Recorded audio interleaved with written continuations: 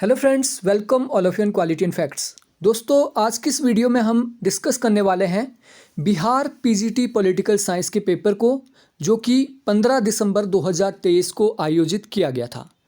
और इस वीडियो को ऑफिशियल आंसर की के अनुसार डिस्कस करेंगे और साथ में इसके लेवल को चेक करने की कोशिश करेंगे, टाइप्स ऑफ क्वेश्चन की को चेक करने की कोशिश करेंगे, इसका क्या लेवल था, किस तरीके के प्रश्न पूछे गए थे। और दोस्तों, ये वीडियो आने वाले पीजीटी पॉलिटिकल साइंस के लिए इम्पॉर्टेंट साबित हो सकती है। जैसे कि हिमाचल प्रदेश में भी पीजीटी का पेपर होने वाला है, साथ में Haryana, Punjab, Rajasthan, all over India में कहीं भी पीजीटी का पेपर होता है तो उसके लिए ये इम्पॉर्टेंट आपके लिए रहने वाला है। साथ में नेट सेट पीजीटी की भी अगर आप प्रिपरेशन कर रहे हैं तो उसमें भी आपको ये हेल्प करेगा। तो सबसे पहले समझ लेते हैं कि पेपर आखिर किस टाइप का था, किस तरीके के क्वेश्चन इसमें थे। पेपर बेसिकली 3 भागों में डिवाइड था, पार्ट 1, पार्ट 2 एंड पार्ट 3।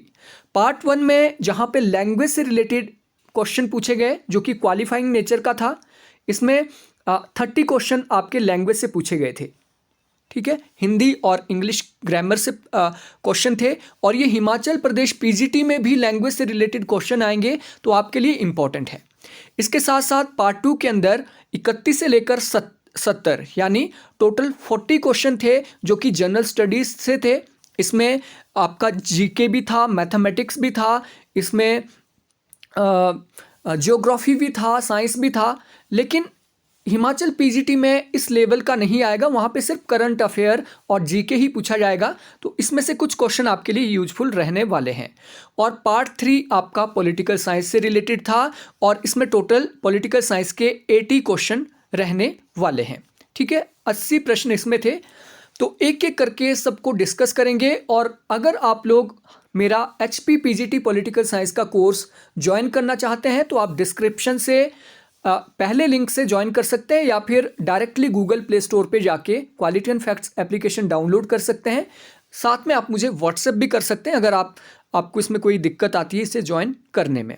और नेट का 2024 के लिए भी हमारे पास कोर्स अवेलेबल है, उसको भी आप क्वालिटी एंड फैक्ट्स से ज्वाइन कर सकते हैं। तो सबसे पहले लैंग्वेज से शुरू करते हैं इस पेपर को। यहाँ पे सबसे पहला जो प्रश्न है, fill in the blanks. Article आपको इसमें फिल करना है, लाइक देयर आर 30 और 30 डेज इन अ मंथ। अब देखिए, आर्टिकल के रूल को रूल का अगर आपको पता होगा, द कहाँ पे लगता है? द वहाँ पे लगता है जहाँ पे कुछ स्पेसिफिक हो चीज़। अगर जनवरी पूछा होता, there is 30 days in the month of January, तो द लगना था। लेकिन यहाँ पे कोई स्पेसिफिक नहीं है तो यहाँ पे लगा है ए, इन अ मंथ। अगला प्रश्न है, my father is an engineer. अब देखिए, जहां पे वोवेल की साउंड आती है वहां पे क्या लगता है आपका? एन। तो my father is an engineer. अगला प्रश्न है, which of the following is a part of bedroom. आपका जो बेडरूम होता है उसमें क्या क्या चीजें होती है, उसके क्या क्या पार्ट्स हो सकते हैं? बेडरूम है तो सोते हैं वहां पे आप, वहां पे पिल्लो भी होता है, टेबल लैंप हो भी सकता है, नहीं भी हो सकता है। ठीक है, और कर्टेंस तो होते ही है, आपकी खिड़कियां तो कर्टेंस तो होते ही है, 2 तो है तो तीसरा भी मान के ही चलते हैं। दैट्स मीन इसका जो करेक्ट आंसर होगा option D, more than 1 of the above, एक से ज्यादा हो सकते हैं।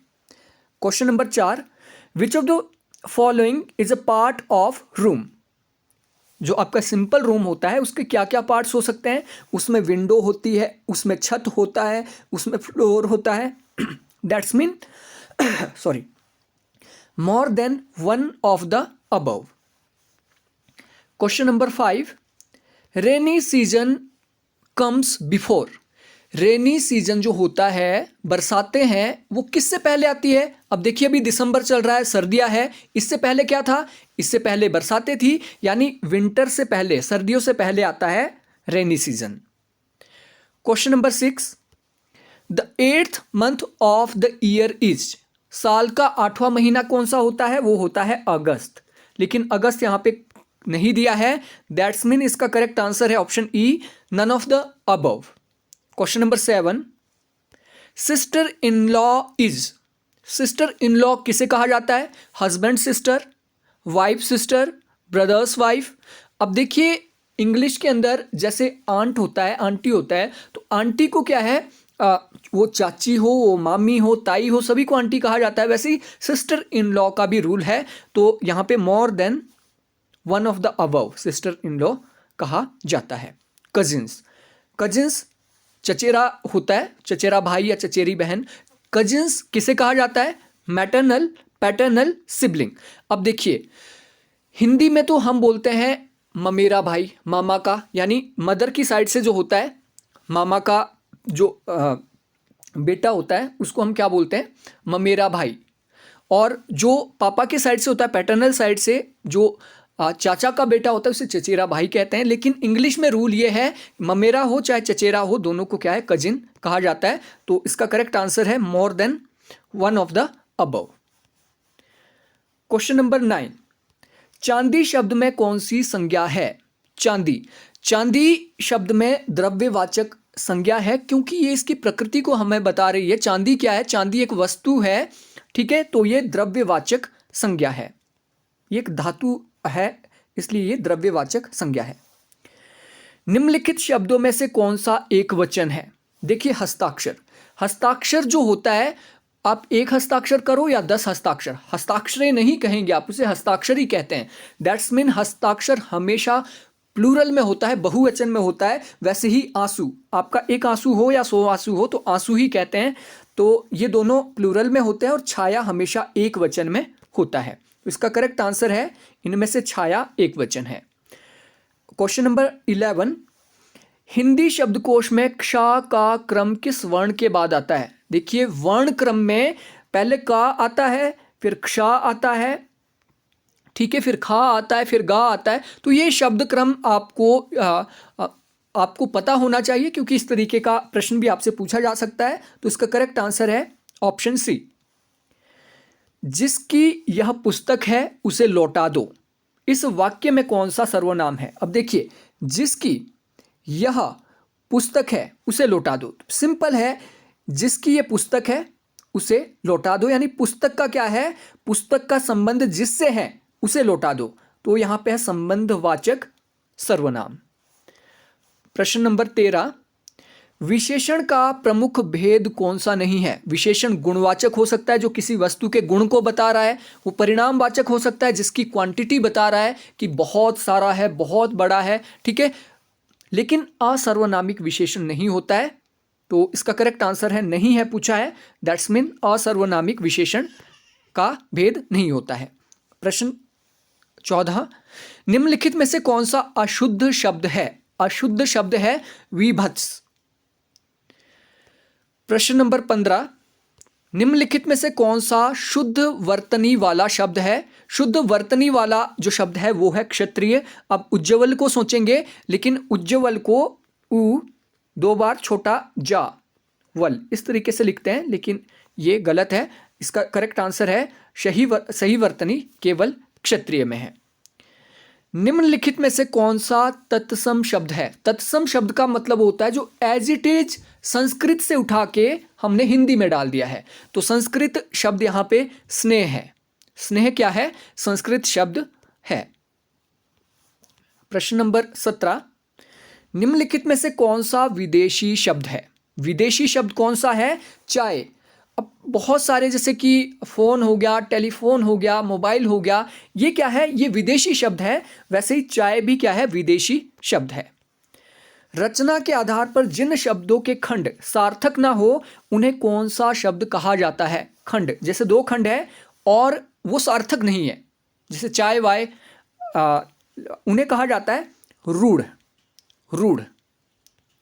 निम्नलिखित में से किस वाक्य में अकर्मक क्रिया है? अकर्मक क्रिया, देखिए वर्ब जो होता है, जो क्रिया होती है वो 2 टाइप की मेनली होती है, एक सकर्मक, एक होती है कौन सी? सकर्मक, और दूसरी होती है अकर्मक। सकर्मक का मतलब होता है जिसके ऊपर प्रभाव पड़ रहा होता है, जो काम हम कर रहे होते हैं, ठीक है, जिसके ऊपर हमारा प्रभाव पड़ रहा होता है वो सकर्मक। जिसके ऊपर कोई भी प्रभाव नहीं पड़ रहा होता वो अकर्मक। कैसे? यहां पे देख लीजिए आप। उसे मत लजाओ, उसे मत लजाओ, यानी यहाँ पे क्या है, कर्म कुछ हो रहा है, यानी ये तो सकर्मक है, उसे मत लजाओ यानी उसे लजाने का काम यहाँ पे हो रहा है, तो ये क्या है, सकर्मक, ये तो नहीं हो सकता है। बालिका लजाती है, बालिका लजाती है, अब देखिए बालिका लजाती है में ना तो उसके ऊपर कोई प्रभाव पड़ रहा है, ना कोई उससे लजा रहा है, वो खुद ही लजा रही है, दैट्स मीन ये क्या है, ये अकर्मक है। नीचे देखिए, सेवक नदी से गागर भरता है, तो यहाँ पे कुछ काम हो रहा है, ठीक है, सेवक क्या कर रहा है, सेवक कर्म कर रहा है, यहाँ पे गागर भर रहा है नदी से, यहाँ पे कर्म हो रहा है, यहाँ पे भी कर्म हो रहा है, दैट्स मीन यहाँ पे करेक्ट आंसर अकर्मक क्रिया क्या है, बालिका लजाती है, क्योंकि उसे किसी ने लजाया नहीं, स्वयं ही लजाती है। निम्नलिखित में से कौन सा देशज शब्द है, यानी देसी शब्द कौन सा इसमें से, आवारा, भौरा, देखिए भौरा तो नहीं है, भौरा भंवरा कहते इसे, इसका करेक्ट आंसर है परवल, परवल क्या है हमारा देशज शब्द है। क्वेश्चन नंबर 21, निम्नलिखित में से कौन सा शब्द रूढ़ शब्द नहीं है, इनमें से रूढ़, रूढ़ पहले ही मैंने बता दिया है, जिसके दो खंड क्या होते हैं, ठीक नहीं होते हैं, तो इसमें से देखिए महर्षि भी रूढ़ शब्द है, जलधारा भी रूढ़ शब्द है, तो इसका करेक्ट आंसर होगा उपयुक्त में से एक से अधिक जो शब्द है वो क्या है, रूढ़ शब्द है। खारिज, खारिज ये अरबी भाषा का शब्द है और कई बार इस तरीके का क्वेश्चन प्रीवियस ईयर में भी पूछा गया है, खारिज, खारिज अरबी भाषा का शब्द है। अशुद्ध और शुद्ध वर्तनी का कौन सा युग्म सही नहीं है, देखिए शुद्ध, अशुद्ध पहले और अशुद्ध बाद में, अशुद्ध पहले और शुद्ध बाद में, इनमें से कौन सा युग्म सही नहीं है, कोमलांगी, कोमलांगिनी, कोमलांगी ये तो सही है, शुश्रूषा, शुश्रूषा ये भी सही है, महात्म, महात्म्य, तो ये इसमें एक अशुद्ध है और एक शुद्ध है, दैट्स मीन उपयुक्त में से एक से अधिक ऐसे हैं जिसमें एक युग्म सही और दूसरा गलत है। उसका भविष्य उज्ज्वल है, इस वाक्य में रेखांकित शब्द की शुद्ध वर्तनी क्या होगी, मैं पहले भी बता चुका हूं, उज्ज्वल, दो बार छोटे जा आएंगे, फिर वाह फिर ला, तो उज्ज्वल नहीं होता है, उज्ज्वल होता है। क्वेश्चन नंबर 25, एक छोटी आकृति का चमकीला वर्ग जो स्क्रीन पर किसी चिन्ह की स्थिति को स्पष्ट करता है उसे क्या कहते हैं, उसे कहते हैं कर्सर, ठीक है, जो कर्सर इधर उधर घूमता रहता है, जो स्थिति को बताता है, उसे क्या कहा जाता है, कर्सर। कुरुक्षेत्र के लेखक का नाम क्या है, तो इनमें से कोई भी कुरुक्षेत्र उपन्यास का लेखक नहीं है। जसोदा हरि पालने झुलावे, हलरावे दुलराई, मलहावे जोई सोई कछु गावे, इसमें कौन सा रस है, तो यहाँ पे देखिए, यहाँ पे कहा गया है कि यशोदा माँ है वो अपने जो कृष्ण हैं उनके पालने को झुला रहे हैं और उनके लिए क्या है, उनको सुलाते हुए दुलार कर रहे हैं और गीत गा रहे हैं, तो इसमें कौन सा, इसमें वात्सल्य रस है। श्रृंगार रस में क्या होता है, श्रृंगार रस में आप रोमांटिसिज्म होता है, और वीर रस में क्या होता है, वीर रस में जहाँ पे क्रोध की बात हो रही है, जहाँ पे शौर्य की बात हो रही है, लेकिन यहाँ पे किसकी बात हो रही है, केवल वात्सल्य की। क्वेश्चन नंबर 28, हिंदी भाषा के उद्भव का काल माना जाता है, दोस्तों हिंदी भाषा में 3 काल माने जाते हैं, और पहला काल आदि काल है, आदि काल को 1000 ईस्वी से लेकर 1500 ईस्वी तक माना जाता है, तो इसकी शुरुआत कहाँ से हुई, 1000 ईस्वी से। भारतीय काव्य शास्त्र में क्षमाशील, गंभीर, स्थिरचित, स्वाभिमानी एवं दृढ़ प्रतिज्ञ नायक को कहा जाता है धीरोतात, धीरोतात। क्वेश्चन नंबर 30, जिन शब्दों पर लिंग, वचन, कारक का कोई प्रभाव ना पड़े वे कहलाते हैं अविकारी, यानी उनमें कोई विकार ही नहीं आता है, जैसे कि चाय, चाय पर लिंग का कोई प्रभाव नहीं पड़ता है, ठीक है, चाय नहीं बोलेंगे, मतलब इसका ऑपोजिट कुछ नहीं हो सकता है। इसमें वचन, ये एक वचन चाय होता है, तो इसे 2 चाय है तो उसे चाय नहीं बोलेंगे, ठीक है, तो ये क्या है, अविकारी शब्द होते हैं जिसके ऊपर कोई भी प्रभाव नहीं पड़ता है। तो ये था हमारा लैंग्वेज से रिलेटेड। आई होप आपको इसमें से काफ़ी क्वेश्चन आते होंगे, और इसमें इंग्लिश जो था वो काफ़ी इजी था, काफ़ी इजी, और हिंदी मॉडरेट था, तो आप अपना एक बार एनालिसिस आप अपना कीजिए और आप देखिए कि आपको किस पोर्शन में ज़्यादा वर्क करने की ज़रूरत है, हिंदी ग्रामर या इंग्लिश ग्रामर। आप दोनों को इग्नोर नहीं कर सकते हैं। जिसमें आपके कम सही हो रहे हैं उसके ऊपर ज़्यादा आप फोकस करेंगे। अब ये यहाँ पे जो क्वेश्चन है पार्ट 2 के अंदर जनरल स्टडी, इसमें मैथमेटिक्स भी है, इसमें साइंस भी है।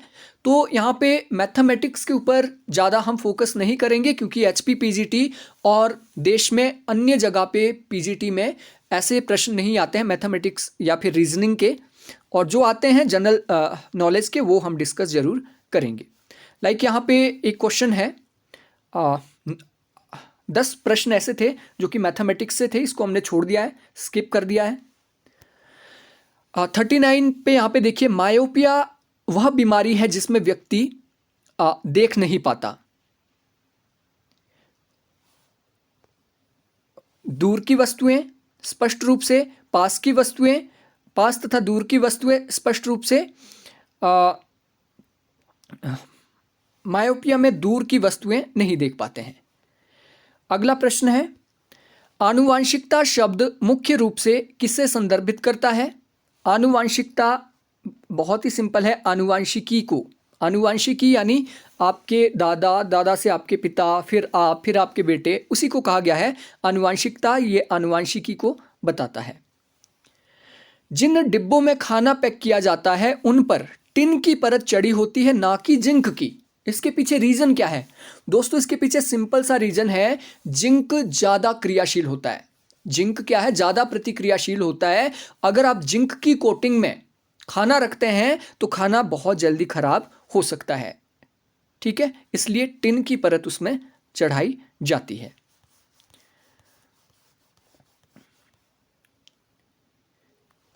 ये साइंस के प्रश्न है, लेकिन जीके में भी ये प्रश्न पूछे जाते हैं, इसलिए इसको हम डिस्कस कर रहे हैं। वह प्रक्रिया जिसमें प्रकाश संश्लेषण के दौरान वायुमंडलीय कार्बन डाइऑक्साइड को कार्बोहाइड्रेट में परिवर्तित किया जाता है उसे कहा जाता है अपचयन। अपचयन। क्वेश्चन नंबर 43, एक प्रिंटर की गुणवत्ता किससे निर्धारित होती है? एक प्रिंटर की जो गुणवत्ता है वो डीपीआई से निर्धारित होती है, डॉट प्रति इंच, डॉट पर इंच, डीपीआई। तो इसका करेक्ट आंसर होगा बिंदु प्रति इंच। अगला प्रश्न है प्रश्न नंबर 44, ट्रेकोमा रोग का संबंध किससे है? ट्रेकोमा रोग का संबंध होता है आंखों से। आंखों में होता है ट्रेकोमा रोग। क्वेश्चन नंबर 45, निम्नलिखित में से कौन सा न्यूटन के गति के तीसरे नियम का उपयोग करता है? न्यूटन के गति का तीसरा नियम तीरंदाजी, ये फॉलो करता है। देखिए तीरंदाजी क्या है, इस तरीके से तीर मारते हैं, फिर वो निशाने पे लगता है। अगर सीधा मारेंगे तो नीचे को जाएगा। ठीक है, तो तीसरा नियम कहाँ पे यूज होता है? तीरंदाजी में।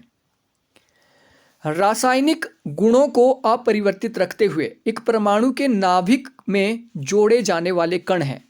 देखिए, इस रासायनिक गुणों को अगर किसी भी तरीके से आप चेंज नहीं करते हैं और उसमें नाभिक में कुछ और कण जोड़ते हैं तो वो होते हैं न्यूट्रॉन। दो चीज़ें होती है, एक होता है आपका इलेक्ट्रॉन, दूसरा आपका होता है प्रोटॉन, और एक न्यूट्रल चीज़ होती है उसे कहा जाता है न्यूट्रॉन। तो न्यूट्रॉन को जोड़ा जाता है। इसका करेक्ट आंसर ऑप्शन ए होगा। क्वेश्चन नंबर 47, एलन मस्क द्वारा सिग्नेचर ब्लू बर्ड लोगो को बदलकर एक्स लोगो की घोषणा करने से पहले 2012 में अपने अंतिम संस्करण में ट्विटर के प्रतिष्ठित बोर्ड के निर्माता के रूप में किसे जाना जाता है? मार्टिन ग्रासर को। और ये क्वेश्चन इंपॉर्टेंट इसलिए है, देखिए जो ट्विटर होता था, ट्विटर में पहले पक्षी का ब्लू कलर का चिन्ह बना होता था। ठीक है, लेकिन अब किसका बना होता? अब उसका नाम एक्स कर दिया है, और एलन मस्क जो है उन्होंने ट्विटर को खरीद लिया है, और इसके जो आरंभिक निर्माता थे वो थे मार्टिन ग्रासर। इस वर्ष रिलीज हुई उच्च अवधारणा विज्ञान के बारे में प्रसिद्ध फिल्म ओपनहाइमर के निर्देशक कौन है? Christopher Nolan. निम्नलिखित में से किसने राष्ट्रमंडल खेलों के 2026 संस्करण की मेजबानी से इसके आयोजन पर भारी अनुमानित व्यय के कारण अपना नाम वापस ले लिया है? 2026 के राष्ट्रमंडल खेल विक्टोरिया ऑस्ट्रेलिया में होने थे, लेकिन इन्होंने बोला कि बहुत ज़्यादा एक्सपेंडिचर इस पे आएगा, इसलिए हम अपना नाम वापस लेते हैं। क्वेश्चन नंबर 50, हाल ही में बने विपक्षी राजनीतिक दलों के गठबंधन इंडिया का पूर्ण रूप क्या है, इसकी फुल फॉर्म क्या है?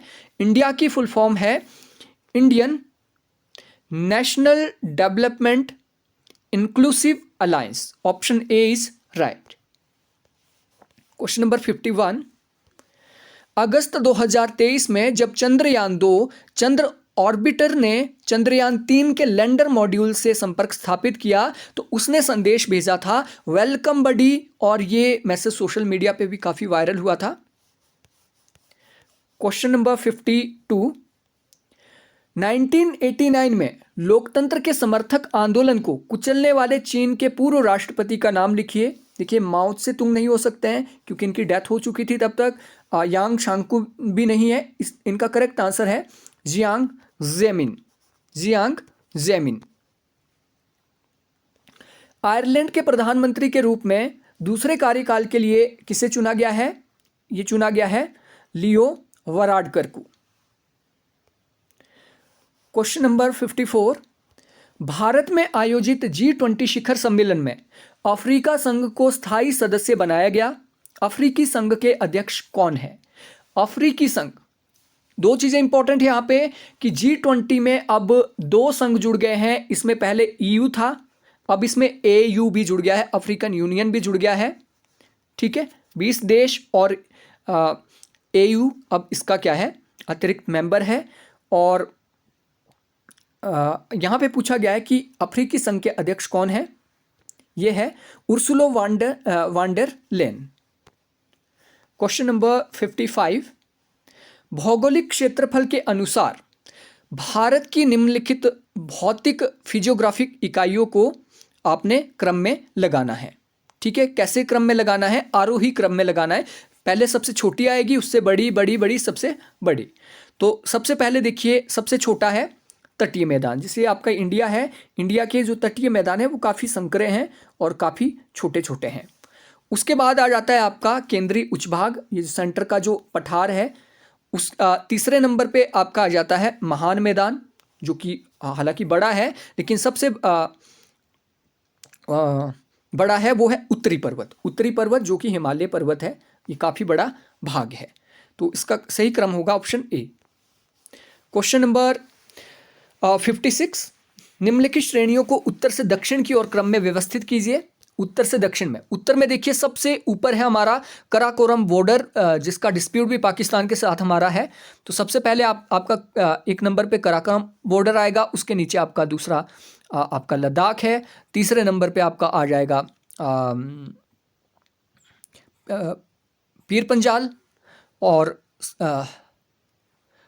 तीसरे पे आ जाएगा आपका जांस्कर, और चौथे पे पीर पंजाल। तो इसको एक बार देख लेते हैं।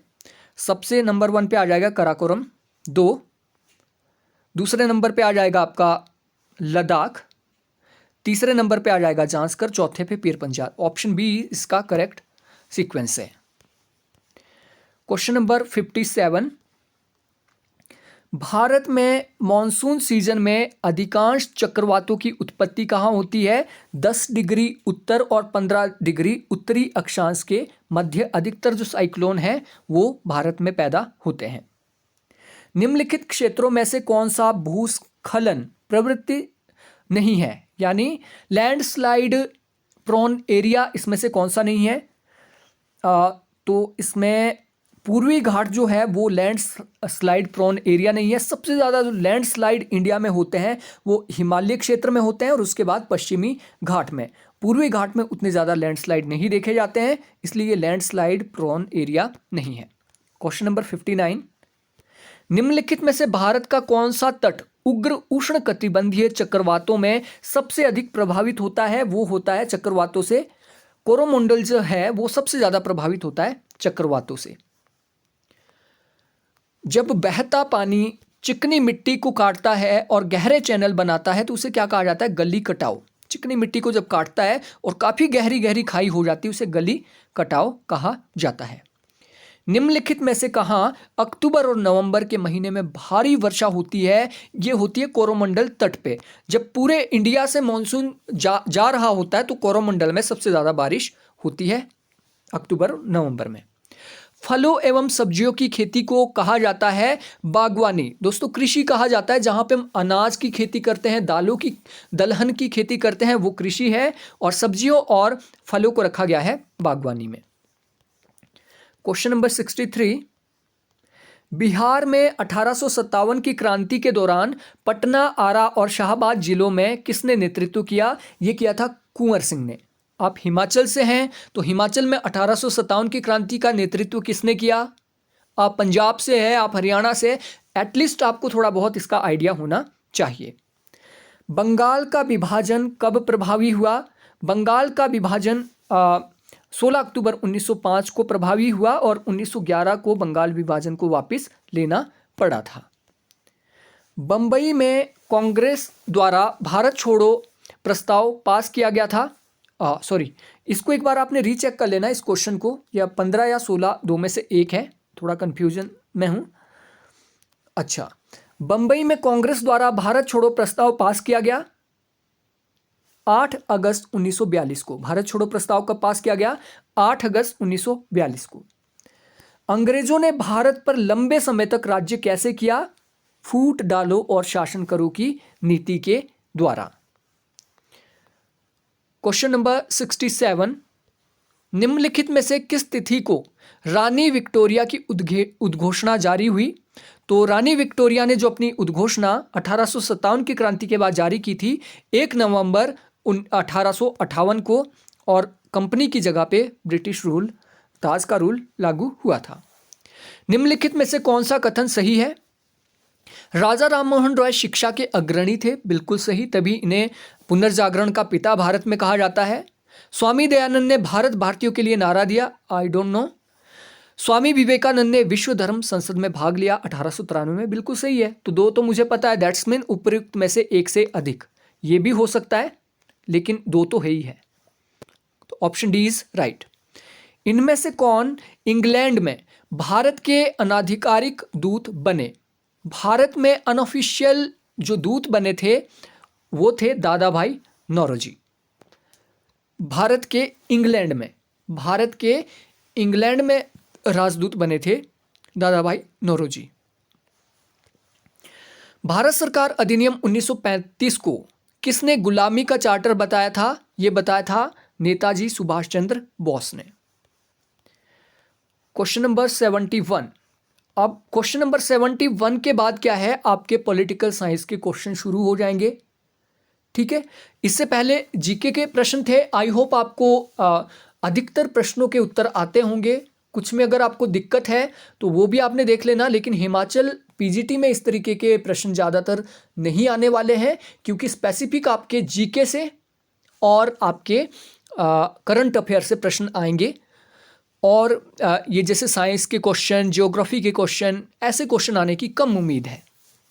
पॉलिटिकल साइंस का शुरू करते हैं। पहला प्रश्न है, अधिकारों का ऐतिहासिक सिद्धांत ये मानता है कि अधिकार निम्नलिखित में से किसका परिणाम है?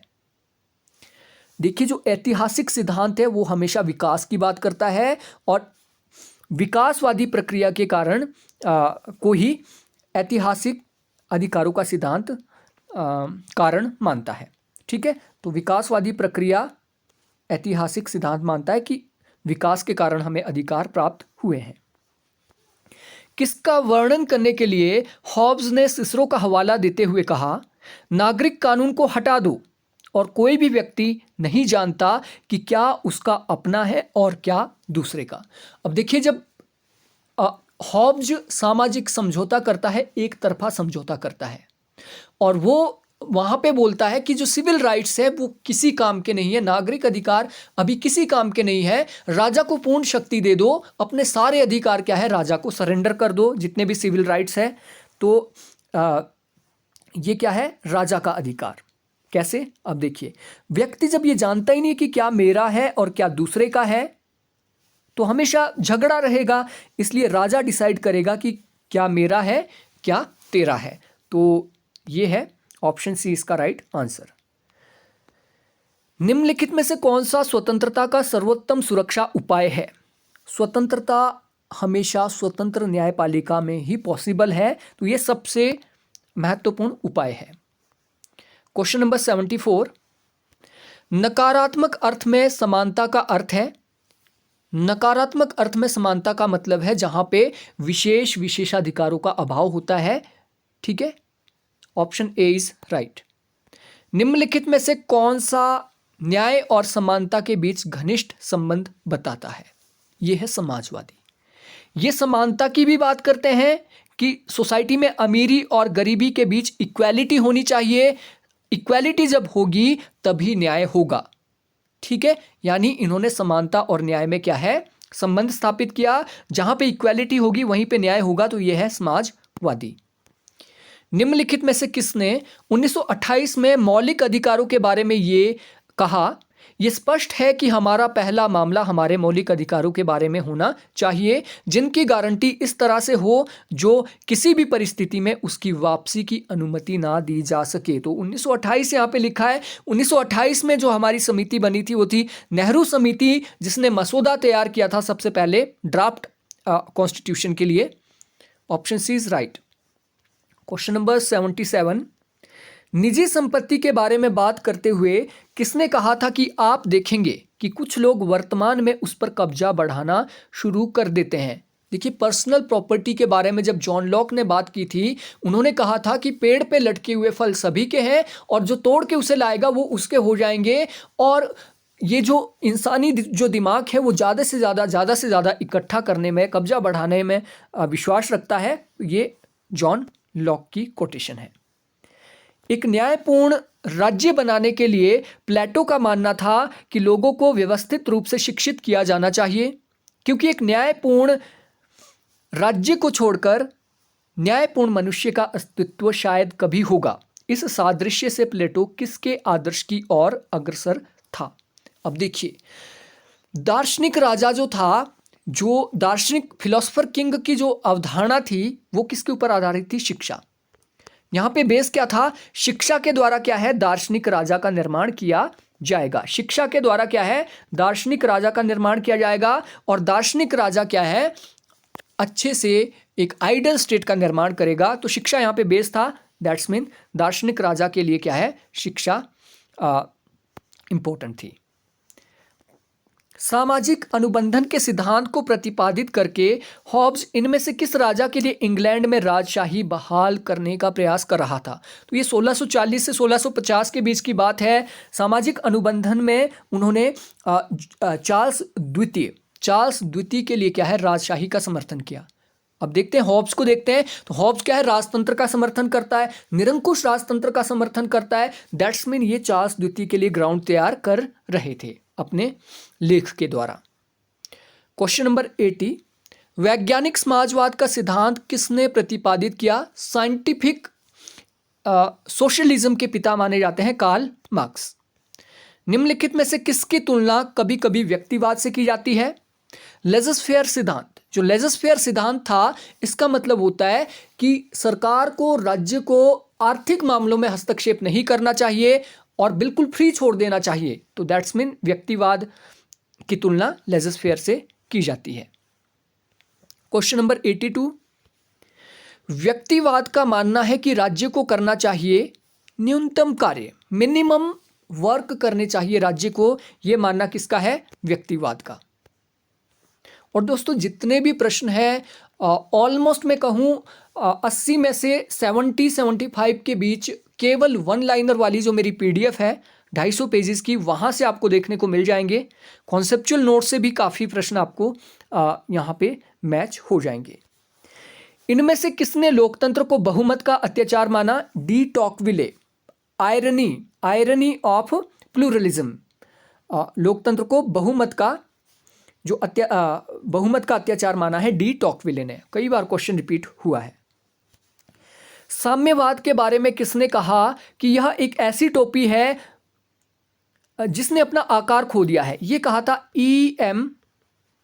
जोड़ ने कहा था। तो यहां पे कोई भी ऑप्शन में ऐसा नहीं है। दैट्स मीन इनमें से कोई भी नहीं। ऑप्शन E इसका राइट है। गोलकनाथ केस द्वारा प्रेरित भारत के संविधान में कौन सा संशोधन किया गया था? गोलकनाथ केस हुआ है 1967 में। 1970 के आसपास 24वां संवैधानिक संशोधन इस केस के द्वारा हुआ है। लोकतांत्रिक समाज में सत्ता पर नियंत्रण की आवश्यकता होती है और जितनी अधिक शक्ति उतनी अधिक आवश्यकता नियंत्रण हेतु होती है, ये कहा है एल.डी. वाइट ने। भारत के किसी राज्य में धन विधेयक पेश कहाँ किया जा सकता है? तो धन विधेयक सेंटर के अंदर केवल और केवल लोकसभा में और राज्यों में केवल विधानसभा में ही धन विधेयक पेश किए जाते हैं। भारत के उच्च न्यायालयों के क्षेत्राधिकार को बढ़ाने या प्रतिबंधित करने की शक्ति किसके पास है? भारत में वो सुप्रीम कोर्ट हो या हाई कोर्ट हो, दोनों के अधिकार कौन बढ़ाता है? संसद। तो संसद यहां पे ऑप्शन में नहीं है, दैट्स मीन उपरोक्त में से कोई भी नहीं। Option E is right. Question number 89, Bharat के संविधान में कितनी अनुसूचियां हैं? तो भारत में जो टोटल शेड्यूल्स है कॉन्स्टिट्यूशन में 12। भारत में क्षेत्रीय परिषदें निम्नलिखित में से किसके अंतर्गत प्रदान की गई? तो क्षेत्रीय परिषदें भारत में राज्य पुनर्गठन अधिनियम 1956 के द्वारा की गई। आरंभ में ये 4 थी, आज के टाइम में 5 है। 5वीं पूर्वोत्तर परिषद इसमें जोड़ी गई है। पहले नॉर्थ, साउथ, ईस्ट और वेस्ट परिषद थी, अब पूर्वोत्तर इसमें जोड़ी गई है।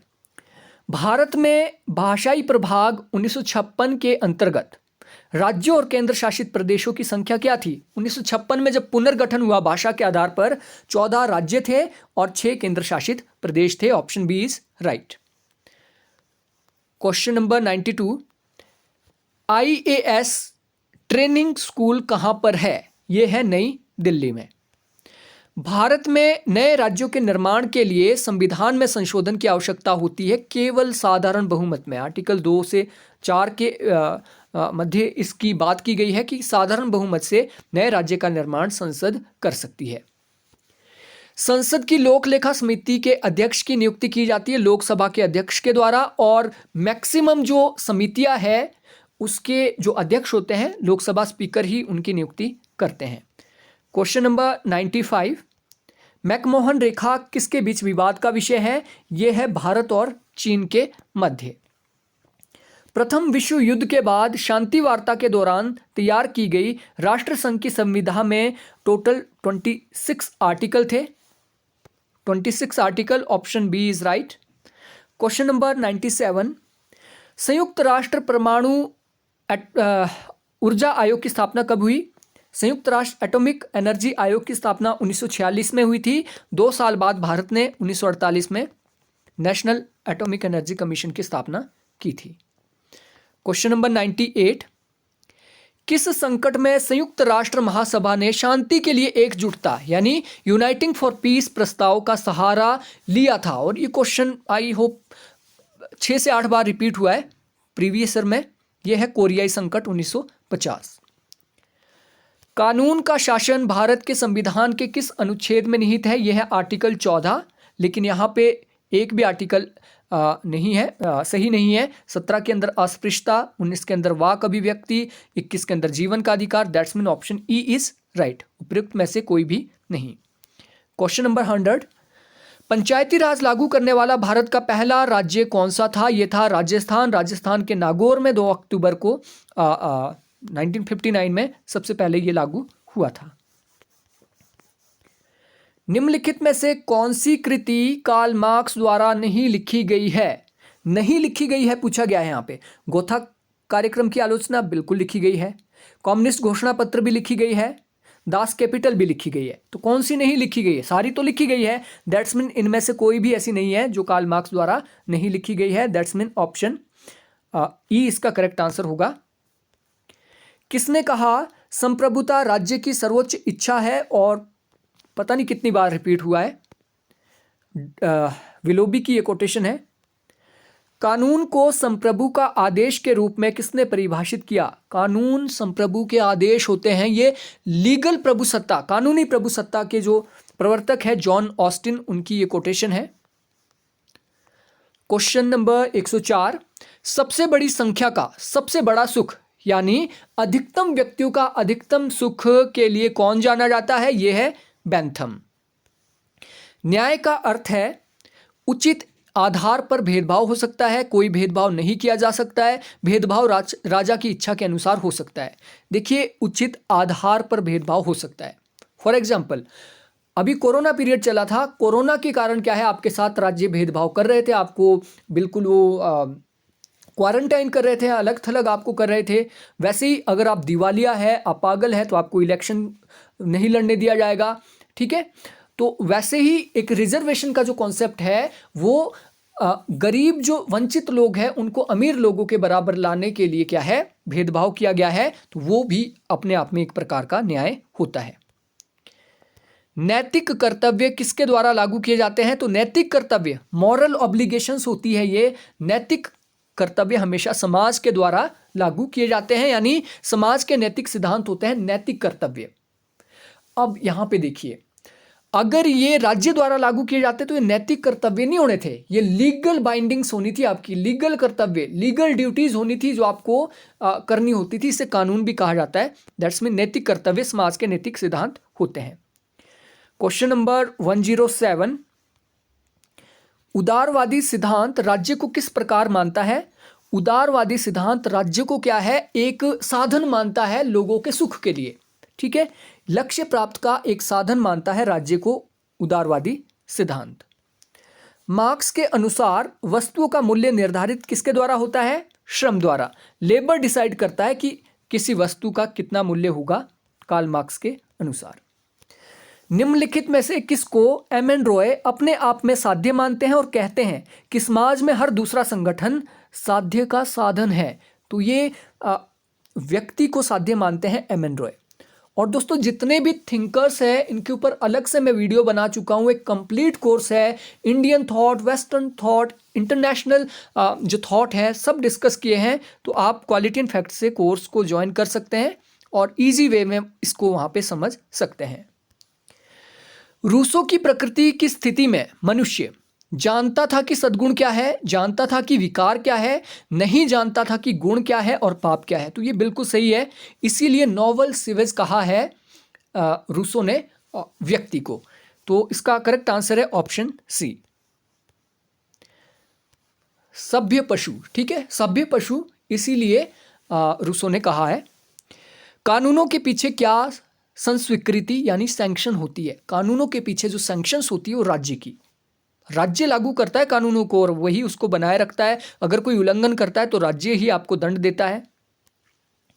जयप्रकाश नारायण किसके समर्थक थे? जयप्रकाश नारायण पार्टीलेस डेमोक्रेसी के समर्थक थे और इनका मानना था पार्टीज क्या है, ये सत्ता की होड़ में लगी रहती है और उचित और अनुचित में भेद नहीं करती है, इसलिए पार्टीलेस डेमोक्रेसी होनी चाहिए। क्वेश्चन नंबर 113, बंगाल का गवर्नर जनरल भारत का गवर्नर जनरल बन गया था 1833 के चार्टर के द्वारा। क्वेश्चन नंबर 114, जो सुनता है वही निर्णय लेता है, यह सिद्धांत है प्राकृतिक न्याय का। प्राकृतिक न्याय में क्या कहा गया है कि जो व्यक्ति किसी के समस्याओं को सुनता है वही न्याय कर सकता है। तो ये प्राकृतिक न्याय का सिद्धांत है कि इसीलिए कहा जाता है कि हमें सुनवाई का अधिकार है। अगर हम हाई कोर्ट में जाते हैं, कोई केस डालते हैं और हाई कोर्ट हमें सुने बिना ही हमारा केस रिजेक्ट कर देता है या फैसला सुना जाता है, प्राकृतिक न्याय के खिलाफ है, उसे कहीं पे भी चैलेंज किया जा सकता है, ठीक है। किसने कहा? परमेश्वर जिसने हमें जीवन दिया उसी समय स्वतंत्रता भी दी है। दोस्तों ये है जेफरसन, जो अमेरिकन संविधान के निर्माता कहे जाते हैं। और आपने सुना होगा जो प्राकृतिक अधिकार है, प्राकृतिक अधिकार स्वतंत्रता है, लॉक ने सबसे पहले दी थी। इसके अलावा थॉमस पेन भी प्राकृतिक अधिकारों की बात करते हैं और जेफरसन भी। तो ये तीन लोग आपको याद होने चाहिए, लॉक, थॉमस पेन और जेफरसन। भारत में संसद के किसी सदन का कोरम कितना होना चाहिए? 1/2, यानी अगर 545 अगर टोटल 545 सदस्य है तो 545 का 10% यानी कम से कम 54 सदस्य उपस्थित होने चाहिए, तभी कोरम पूरा माना जाएगा। हैंस जे मॉर्गेंथौ के अनुसार अंतर्राष्ट्रीय राजनीति की केंद्रीय अवधारणा है शक्ति। हैंस जे मॉर्गेंथौ बोलते हैं अंतर्राष्ट्रीय राजनीति कुछ नहीं है, केवल और केवल शक्ति के लिए संघर्ष है। तो केंद्रीय अवधारणा क्या है? शक्ति, मॉर्गेंथौ के अनुसार। निम्नलिखित में से कौन सा सिद्धांत अंतर्राष्ट्रीय राजनीति के अध्ययन में गणितीय मॉडल का उपयोग करता है? तो मैथमेटिक्स का प्रयोग खेल सिद्धांत में किया गया है और जो हमारा खेल सिद्धांत है ये हमने मैथमेटिक्स से ही अडॉप्ट किया है। क्वेश्चन नंबर 119, अंतर्राष्ट्रीय राजनीति का सबसे पुराना सिद्धांत किसे कहा जाता है? दोस्तों, अंतर्राष्ट्रीय राजनीति की शुरुआत मानी जाती है 1919 के बाद, जब वुड्रो विल्सन चेयर की स्थापना होती है। उसके बाद अंतर्राष्ट्रीय जो संस्था है लीग ऑफ नेशन, उसकी स्थापना होती है और इसकी स्थापना के पीछे 14 सूत्री कार्यक्रम वुड्रो विल्सन का मुख्य योगदान माना जाता है। और प्रारंभिक चरणों में उदारवाद पहला ऐसा सिद्धांत था जो अंतर्राष्ट्रीय राजनीति में आया। लेकिन यहाँ पे आंसर जो माना है वो यथार्थवाद माना है। लेकिन यथार्थवाद को ये किस आधार पे मान रहे हैं? फिलोसॉफिकल आधार पे, जो कि सही नहीं है। फिलोसॉफिकल आधार जैसे संजू को ले लिया या पेलोपोनेशियन वॉर लिखा है, आपका कौटिल्य है, उनको ये आधार मान के क्या है यथार्थवाद को चल रहे हैं। ये डिस्प्यूटेबल क्वेश्चन है यहाँ पे, क्योंकि यथार्थवाद अंतर्राष्ट्रीय राजनीति में 1939 के बाद शुरू हुआ, जब दूसरा वर्ल्ड वॉर हुआ तब से क्या है माना जाता है कि आपका यथार्थवाद की उत्पत्ति होती है। तो ये डिस्प्यूटेबल है, आप इसका कोई ऑथेंटिक सोर्स देखिए और इसको चैलेंज किया जा सकता है। MAD शब्द किसका संक्षिप्त रूप है? MAD का मतलब होता है म्यूचुअली अश्योर्ड डिस्ट्रक्शन, ऐसे हथियार जिसके कारण आपका खात्मा निश्चित है, सुनिश्चित है। म्यूचुअली अश्योर्ड डिस्ट्रक्शन MAD का पूर्ण रूप। किसने कहा था कि नौकरशाही संसदीय लोकतंत्र की कीमत है? ये कहा था हर्बर्ट मॉरिसन ने, कि संसदीय लोकतंत्र को बिल्कुल खत्म कर देता है नौकरशाही, यानी नौकरशाही की कीमत क्या है? संसदीय लोकतंत्र। उत्तर दक्षिण संवाद का विचार किस रिपोर्ट के बाद आया? यह है विली ब्रांट रिपोर्ट जो जारी की गई थी। उसके बाद नॉर्थ साउथ जो डायलॉग है वो शुरू होता है। नॉर्थ वाले अमीर है, साउथ वाले गरीब है, नॉर्थ वाले साउथ वालों का शोषण कर रहे हैं, साउथ वालों को रिबेट मिलनी चाहिए, इस तरीके की बातें क्या है शुरू होती है विली ब्रांट रिपोर्ट के बाद। सभ्यताओं का संघर्ष इस विश्वास पर आधारित है कि 21वीं सदी में संघर्ष होंगे सांस्कृतिक कारण से। SP हंटिंगटन ने किताब लिखी क्लैश ऑफ सिविलाइजेशन और उसमें कहा कि 8 सांस्कृतिक जो सभ्यताएं हैं वो आपस में 21वीं सदी में लड़ेगी। क्वेश्चन नंबर 124, अल्पसंख्यक अधिकारों का उल्लेख है नागरिक और राजनीतिक अधिकारों पर अंतर्राष्ट्रीय समझौते में। अब यहाँ पे आप देखोगे मानवाधिकार में अल्पसंख्यक की बात नहीं बल्कि सभी की बात है। वैसे ही आर्थिक, सामाजिक, सांस्कृतिक भी सभी की बात है, लेकिन नागरिक और राजनीतिक अधिकार केवल अल्पसंख्यक अधिकारों का उल्लेख इसमें अधिकतर किया गया है। अगला क्वेश्चन 125 मल्टीकल्चरलिज्म से रिलेटेड है। बहुसंस्कृतिवाद निम्नलिखित में से किसके विशेष अधिकारों की रक्षा करना चाहता है? मल्टीकल्चरलिज्म जातीय समूह, भाषाई समूह, सांस्कृतिक समूह, इन सभी की रक्षा करना चाहता है। Option D is right. अनुच्छेद 352 के तहत भारत में राष्ट्रीय आपातकाल के दौरान किस अधिकार को निलंबित नहीं किया जा सकता है?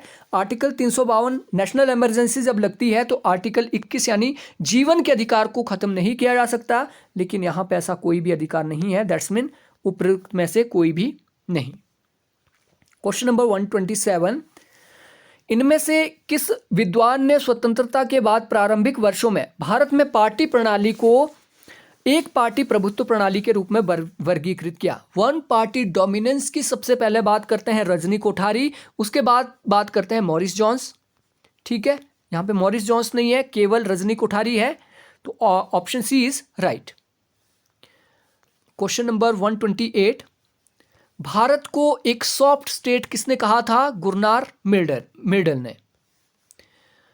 बजट के संदर्भ में गिलोटिन शब्द का प्रयोग किसके संदर्भ में किया जाता है? गिलोटिन का मतलब होता है सिर कटा हुआ। ठीक है, यानी जो बजट होता है, बजट में क्या है, मदों के ऊपर चर्चा नहीं की जाती है, सीधे मतदान किए जाते हैं बिना डिस्कशन के, मतदान के द्वारा पास जहां पे किया जाता है उसे कहा जाता है गिलोटिन, मांगों पर मतदान। इनमें से किस विद्वान का तर्क है कि चुनावी प्रणाली पार्टी प्रणाली की प्रकृति निर्धारित करती है? ये कथन है शुम्पीटर का। क्वेश्चन नंबर 131, पिट्स इंडिया अधिनियम किस वर्ष अधिनियमित किया गया था, जिसे भारत में ईस्ट इंडिया कंपनी पर नियंत्रण करने के लिए ब्रिटेन में नियंत्रण बोर्ड का प्रावधान किया गया था? तो यह था 1784 पिट्स अधिनियम, ठीक है, जिसमें क्या है भारत में जो नियंत्रण बोर्ड की स्थापना की गई थी। स्वतंत्र भारत के लिए संविधान का मसौदा तैयार करने के लिए राष्ट्रवादियों द्वारा किए गए प्रभावी प्रयास को ढूंढा जा सकता है नेहरू रिपोर्ट में। सबसे पहले जो ड्राफ्ट बनाने की कोशिश की गई थी इंडियन कॉन्स्टिट्यूशन की, नेहरू रिपोर्ट 1928 के अंदर कोशिश की गई थी। निम्नलिखित में से किस अधिनियम ने बंबई और मद्रास प्रेसिडेंसियों को उनके कानून बनाने की शक्ति से वंचित कर दिया था? यह था 1833 का अधिनियम। साइमन कमीशन ने भारत के लिए परिकल्पना की थी एक फेडरलिज्म की, एक फेडरेशन की, ठीक है। साइमन कमीशन क्या कह रहा था कि भारत में एक फेडरलिज्म की स्थापना की जाएगी। किसके वायसराय काल के दौरान दमनकारी अधिनियम, जिसे गैगिंग एक्ट भी कहा जाता है, बनाया गया था? गैगिंग एक्ट बनाया गया था लॉर्ड कैनिंग के टाइम पे, लॉर्ड कैनिंग। तो यहां कर्जन रिपन वाले, दैट्स मीन इनमें से कोई भी नहीं, ऑप्शन ई। और ये गैगिंग एक्ट 1858 के आसपास लाया गया था। इनमें से कौन 1920 में स्थापित अखिल भारतीय ट्रेड यूनियन कांग्रेस के पहले अध्यक्ष थे? All India trade union Congress, AITUC के पहले अध्यक्ष थे लाला लाजपत राय, जिनकी लाठीचार्ज में मृत्यु हो गई थी 1928 में। अंतर्राष्ट्रीय राजनीति में यथार्थवादी सिद्धांत का मुख्य संदेश क्या है? नंबर 1, उस नीति को अपनाना जो किसी राष्ट्र की शक्ति को बढ़ाए। बिल्कुल सही बात है, शक्ति पावर की बात करते हैं ये। ऑप्शन बी, संघर्ष से बचने के लिए दूसरों के हितों को जानना, यह भी सही है। सहयोग और समायोजन, ये भी सही है। तो ऑप्शन डी इज राइट, उपरोक्त में से एक से अधिक। क्वेश्चन नंबर 138, निम्नलिखित में से किस संघर्ष में दूसरे सदन का राज्यों में समान प्रतिनिधित्व है? देखिए, समान प्रतिनिधित्व जो ऊपरी सदन है, जैसे राज्यसभा है, वो स्विट्जरलैंड में है, स्विस में है, ऑस्ट्रेलिया में है, यूके में है, यूएसए में है, यूएसए में है, तो इन दोनों में है। तो इसको हम कह सकते हैं उपयुक्त में एक से अधिक। भारत में नहीं है, लेकिन इन दो में है।